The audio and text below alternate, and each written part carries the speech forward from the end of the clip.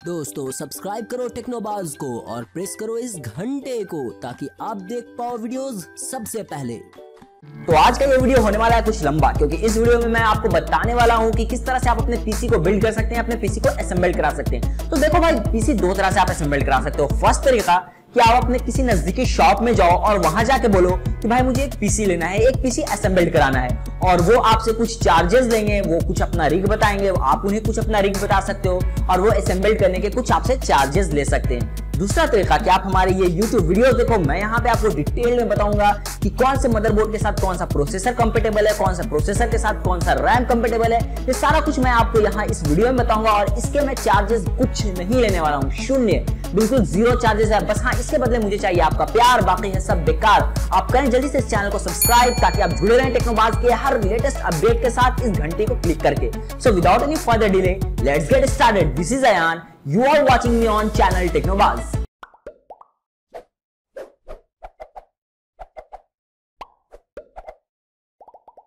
देखिए, PC use करने के लिए सबसे पहले तो हमें जरूरत पड़ेगी कैबिनेट की, और मैंने एक कैबिनेट के ऊपर वीडियो किया हुआ है, कैबिनेट अनबॉक्सिंग की, जिसे मैंने खरीदा था अमेज़न से। इसकी लिंक मैंने यहाँ डिस्क्रिप्शन में दे दी है, आप यहाँ से उसे देख सकते हैं जाके आसानी से।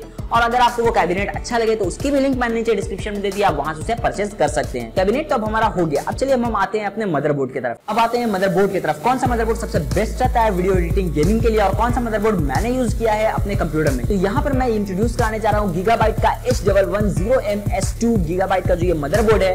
ये बिल्कुल शानदार मदरबोर्ड है। इसकी जो स्पेसिफिकेशन है बहुत ही जबरदस्त है। इसमें आप 6 जेन का इंटेल प्रोसेसर लगा सकते हैं। इसमें 2 स्लॉट दिया गया है रैम के लिए, जिसमें आप DDR4 रैम लगा सकते हैं या आप DDR3 रैम भी लगा सकते हैं। तो मैंने यहाँ पे DDR4 रैम यूज किया है, जिसके बारे में मैं आपको आगे बताऊंगा। इसमें USB दिया गया है 3.0 और ऑडियो लाइन के 8 चैनल्स हैं। इसमें ग्राफिक्स कार्ड इसमें लगा सकते हैं आप। SATA कनेक्टर है, 4 SATA कनेक्टर्स हैं। तो मैंने प्रोसेसर यूज किया है यहाँ पे इंटेल का Core i5 7th generation LGA 1151, जो कि कंपेटेबल है मेरे गीगाबाइट मदरबोर्ड के साथ। इसके अंदर मुझे मिलता है 6 MB का कैशे मिलता है मुझे। DDR4 DDR3 रैम के साथ ये सपोर्टेड है। 2 चैनल सपोर्ट करता है इसमें, और इसमें टर्बो बूस्ट टेक्नोलॉजी के साथ है। ये इंटेल का 4 कोर्स है इसके अंदर, और स्मार्ट कैशे टेक्नोलॉजी है इसमें इंटेल की, जिसमें मुझे 6 MB कैशे है, 3 गीगाहर्ट्ज की इसमें स्पीड है। ये इसकी लिंक मैंने डिस्क्रिप्शन में दे दी है, आप यहाँ से भी इसे परचेज कर सकते हैं। बाकी इसकी जो मार्केट प्राइस है वो 20,000 रुपीज है, बट मुझे ये अमेज़न पे बहुत ही कम दाम पे मिला था। आप वहाँ पे नीचे परचेज कर सकते हैं, आप इसका मैं लिंक दे दूंगा, आप वहाँ नीचे देख सकते हैं। अब बात करते हैं हम पावर सप्लाई की, जो कि बहुत ही इंपॉर्टेंट है। पावर सप्लाई की तरफ काफी लोग ध्यान नहीं देते, जबकि ये बहुत ही इंपॉर्टेंट है। पावर सप्लाई समझिए कि दिल है ये CPU का। तो यहाँ पे मैंने पावर सप्लाई यूज किया है Corsair का VS550,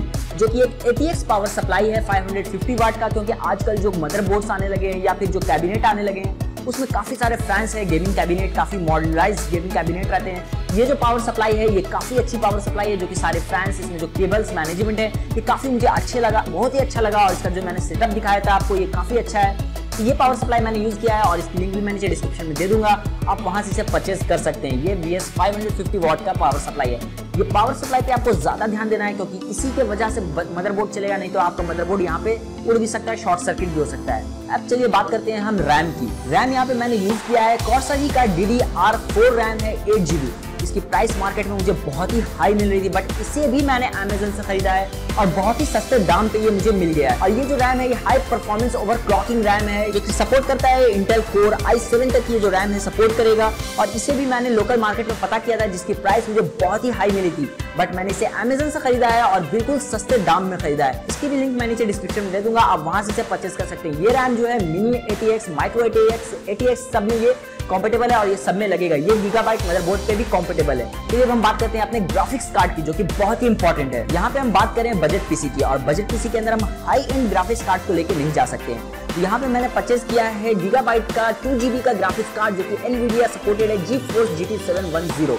ये इसकी प्राइस मुझे मार्केट में काफी ज्यादा मिली थी, बट मैंने इसे अमेज़न से परचेज किया और इसका भी प्राइस मुझे बहुत ही कम और बहुत ही अनबिलीवेबल प्राइस मिला है मुझे अमेज़न पे। और इसमें एक जबरदस्त क्वालिटी है कि इसमें आप HDMI जो है गोल्ड प्लेटेड सपोर्टेड है फुल HD रिजोल्यूशन के साथ। इसकी भी लिंक मैंने नीचे डिस्क्रिप्शन में दे दूंगा, आप वहां से जाके इसे परचेज कर सकते हैं। तो आज के लिए इस वीडियो में इतना ही। अगर ये वीडियो आपको अच्छा लगा तो प्लीज इस वीडियो को लाइक करें, अगर खराब लगा तो डिसलाइक करें।